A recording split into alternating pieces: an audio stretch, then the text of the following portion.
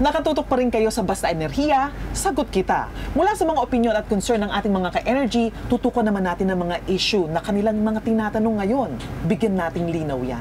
Director, una sa lahat, ano ba yung makina ginagamit natin pagdating sa mga pampublikong sasakyan o kayong mga private vehicles? Karamihan sa mga sasakyan na ginagamit natin ngayon ay yung internal combustion engine. Nangangahulugan nito, Miss Jasmine at mga ka-energy, na tinutunaw natin yung panggatong, mapag-gasolina, mapag-diesel, yun ang kino-convert natin. So, pero meron na tayong mga bagong teknolohiya. Yun yung tinatawag nating mga electric motors na kung saan diretsyo na sa propulsion o pagtakbo ng makina yung ating energy. Ang ikinabuti pa ng ating mga electric vehicles na pinapapromote ng ating pamahalaan, mas matipid ito, mas efficient siya, at ang importante, nakakatulong sa ating kapaligiran. Wala itong tailpipe emission, walang usok, Miss Jasmine. Tahimik sa pagtakbo. Kaya nga, ang isa sa pinakamahalagang ginagawa ng ating pamahalaan, sa ilalim po ng ating mahal na Pangulong Ferdinand Marcos Jr., ay siguraduhing mag-transition na ang ating mga sasakyan, mapapampubliko o papapribado, na ang target natin ay maging electric vehicle ang karamihan ng mga ginagamit na sasakyan sa lansangan by 2040. Sabi mo nga, Director, mas nakakatipid itong paggamit ng mga electric vehicle. Sa paanong paraan? Nakakatipid siya, Miss Jasmine, kasi nga hindi na natin kino-convert or tinutunaw yung ating gasolina para doon sa ating engine. Diretso na yung stored energy sa pagpapatakbo ng makina. So nangangahulugan rin ito na hindi na natin kailangang magkarga sa gasolinahan. Maaari na natin gamitin ang pag-plug sa ating mga kabahayan o mga electric charging stations. Ang importante dito, kapag electric na ang ating ginamit, pwede natin itong patakbuhin ng renewable energy o sariling atin na pagkukuhanan ng enerhiya. Hindi na ito inaangkat. Kaya ito ang ating ipinopromote sa kasalukuyan.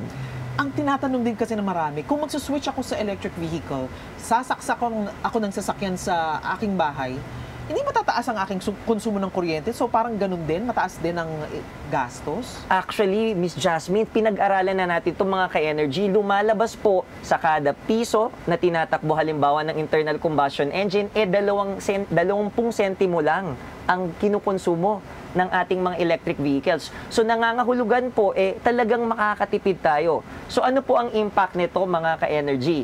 Kung kayo po ay gumagamit, halimbawa sa isang buwan ang atin pong pagkarga ng gasolina or ng diesel ay umaabot po tayo ng 3 o 4,000. Ang kakonsumuhin lang po natin pag tayo naka-pure battery electric vehicle po nasa less than 1,000 pesos lang. At mas malaki pa nga po ang matitipid natin, mga ka-energy, kung meron rin pa tayong sa bahay natin na solar rooftop, halimbawa, dahil bahagi rin ito ay pinapatakbo ng ating sariling solar energy. So, totoo ba na pagdating sa pagpapakarga ng kuryente para sa e-vehicle mo, mas matagal ba yung buhay nito kaysa sa gas o pareho lang? Actually, pareho lang naman ang pagtakbo nito. Ang nagiging advantage natin, mga ka-energy, kapag electric vehicle ang ginagamit, unang-una nga sa lahat, nawawala yung conversion factor natin Dahil nga pagdating dun sa makina, tumatakbo na kaagad, hindi na kailangang sunugin, kagaya ng sa gasolina o sa diesel. Ang mas mahalaga pa nga pa dito, yung kanyang efficiency. Babalik at babalik tayo doon dahil ulitin po natin, batay nga po sa ating pag-aaral, sa kada piso po na itinatakbo, halimbawa ng ating gasolina or ng diesel, nasa 20 centavos lang po yung kainang tinatakbo pag electric ang konsumo. Very exciting yung concept na ang laki na pwede mong magtipid pag gamit mo ang e-vehicle.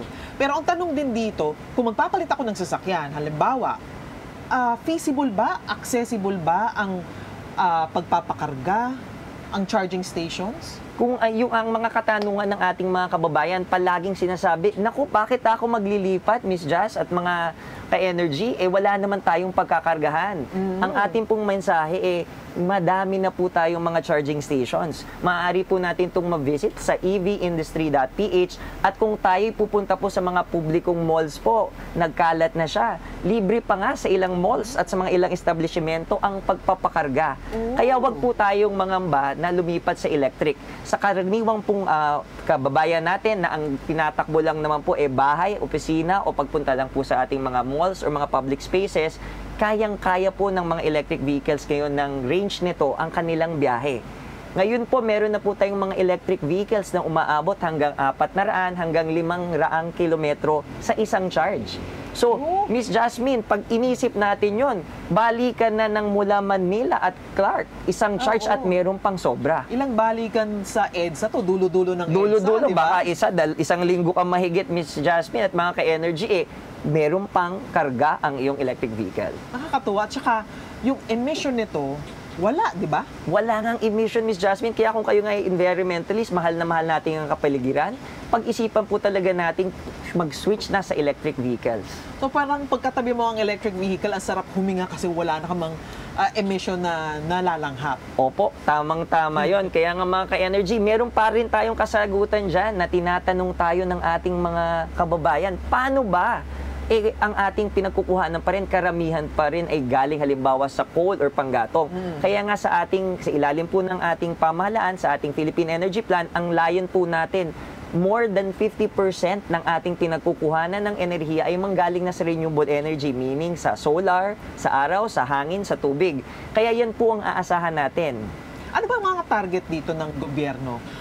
Ilan ba yung naasahan nating mga e-vehicles na raratsyada sa mga sasakyan dito sa buong Pilipinas? Ang pinakapangkalahatang target natin by 2040 sa ating mga ka-energy more than half o kalahati, higit pa sa kalahati ng mga sasakyan ay electric vehicles na.